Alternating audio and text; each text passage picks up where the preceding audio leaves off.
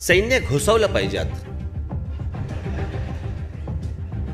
एकदाचा काय तो पाकिस्तान नष्ट केला पाहिजे. याला दिवाळीचा बॉम्ब बाजूला फुटला तर फाटते यांची. हे खरं स्वरूप आहे यांचं. आमच्या जवानांपेक्षा व्यापाऱ्यांचं शौर्य जास्ती मोठं. या मेलेल्या जवानांची काय मनामध्ये किंमत असेल यांच्या हे याच्यावरनं कळतंय. आणि हे तुमच्या समोर येणार की आम्ही काय स्ट्राईक केला. हे ज्या ज्या गोष्टी करणार त्या देशाच्या हिताच्या. आणि दुसरे कोणी काही बोललं की देशविरोधी. हे गद्दार आहे देश. नमस्कार. राज ठाकरे आपल्या परखड भाषणासाठी ओळखले जातात. अनेकदा आपल्या भाषणात ते जे मुद्दे उपस्थित करतात ते कालांतराने खरे देखील ठरतात. पहलगाम हल्ला आणि त्यानंतर करण्यात आलेलं ऑपरेशन सिंदूर याच्या पार्श्वभूमीवर राज ठाकरे यांचं ते भाषण आता चर्चेत आलंय, ज्यात त्यांनी रोखठोक सवाल उपस्थित केलेत जे विचार करायला लावणार आहेत. नेमकं राज ठाकरे काय बोलले होते पाहूयात. आणि मग इथे जे काही नमोरुग्ण असतात ते लगेच आपले आपले हे बघा काय काय आलंय, पाठवून द्या ढकलून. हे सगळे गवंडी आहेत, गवंडी. ह्याने वीट दिली की ह्याच्याकडे द्यायची, पुढची वीट ह्याच्याकडे द्यायची. ह्याने दिली वीट की पुढे द्यायची वीट. आणि त्या फुलबाज्या खूप वाजल्याचं मला कळलं.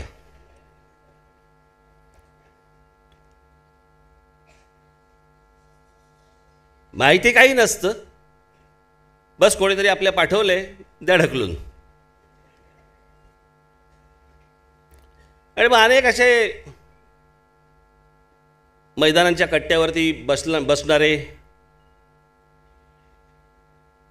संध्याकाळचा वॉक घेत फिरणारे. आणि मग याच चर्चा. सैन्य घुसवलं पाहिजेत. एकदाचा काय तो पाकिस्तान नष्ट केला पाहिजे. याला दिवाळीचा बॉम्ब बाजूला फुटला तर फाटते यांची.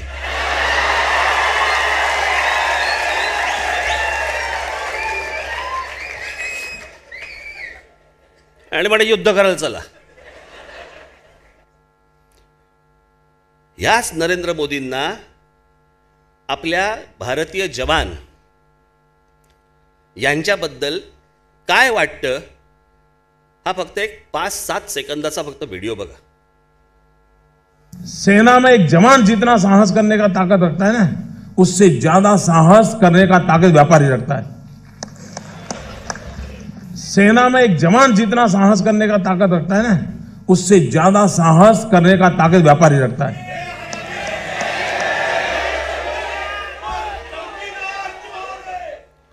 हे खरं स्वरूप आहे यांचं. आमच्या जवानांपेक्षा व्यापाऱ्यांचं शौर्य जास्ती मोठं. मग एकदा आपण सगळ्या व्यापाऱ्यांना बोलवू आणि सांगू आपण चला सरहद्दीवर.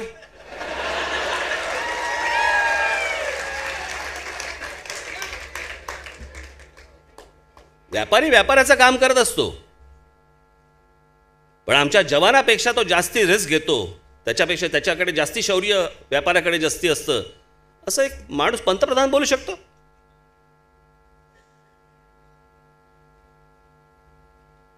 या मेलेल्या जवानांची काय मनामध्ये किंमत असेल यांच्या हे याच्यावरनं कळतंय. आणि हे तुमच्या समोर येणार की आम्ही काय स्ट्राईक केला. एअर स्ट्राईक केला. 25 डिसेंबर 2015ला पाकिस्तानात जाऊन नवाज शरीफना केक भरवला. पुढे 7च दिवसात 2 जानेवारी 2016 ते 5 जानेवारी 2016ला पठाणकोट येथील भारतीय हवाई दलाच्या तळावर हल्ला झाला. काय केक बादला का?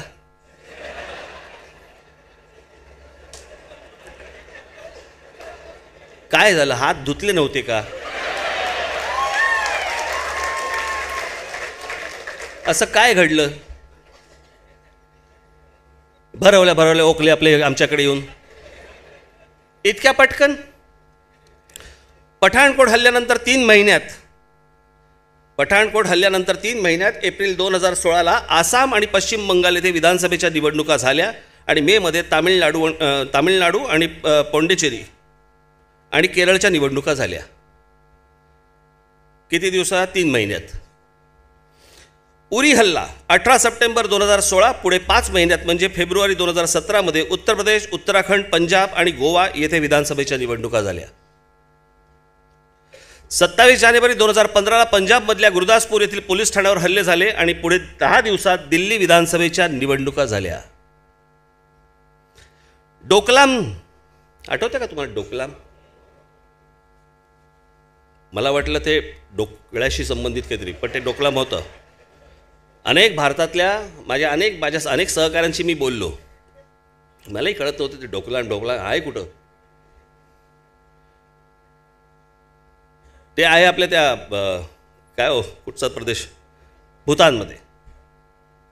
भारत आणि भूतानच्या बॉर्डर आहे ते भूतानमध्ये, परंतु भूतानची जबाबदारी आपल्यावरती असल्यामुळे, लष्कराच्या पासून सगळी गोष्ट आपल्याकडे असल्यामुळे तिथे ते काहीतरी चायनीज आर्मीचे लोक वगैरे घुसले, मग आपले लोक घुसले, मग ते बरेच दिवस सगळं चालू होतं. आठवतं ना तुम्हाला? चायनाची कुठची गोष्ट वापरू नका, मग सगळ्या दुकानदारांना धमक्या की चायनीज हे घेऊ नका, चायनीज ते करू नका. संध्याकाळी चायनीज खात होते, चायनीज प्रॉडक्ट बंद करा, चायनीज गोष्टी बंद करा, चायनीज गुड्स वापरू नका, वगैरे वगैरे वगैरे चालू होतं. आठवतंय तुम्हाला? आता मला प्रश्न आहे, वल्लभभाई पटेलांचा पुतळा कुठून बनून आला? मग येडे का बनवताय आम्हाला तुम्ही? म्हणजे हे ज्या वेळेला इथे सगळं सुरू होतं त्यावेळेला वल्लभभाई पटेलांचा पुतळा तिथे बनवणं सुरू होतं, बरोबर की नाही? मग एकदा आम्हाला कळू तर दे, दुश्मन कोण आहे? आमच्या घरातच आहे का बाहेरचा आहे?